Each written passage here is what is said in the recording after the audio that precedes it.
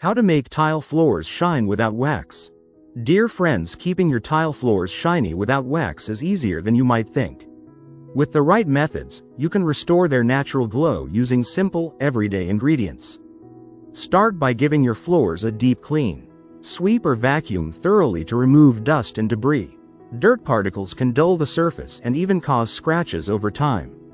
Next, prepare a gentle cleaning solution. Mix warm water with a few drops of mild dish soap or a splash of white vinegar. This helps break down grime without leaving residue behind. Use a soft mop or microfiber cloth to clean the tiles. Avoid using excessive water, as too much moisture can seep into grout lines and cause damage. Always wring out the mop well before use. For extra shine, try a baking soda paste on stubborn spots. Gently scrub the area and rinse clean. This removes buildup that regular cleaning might miss. Once cleaned, dry the floor completely with a soft cloth. This step is important because air drying can leave streaks or watermarks that reduce shine. You can also buff the floor lightly with a dry microfiber mop to enhance the natural finish. This simple step instantly boosts the shine.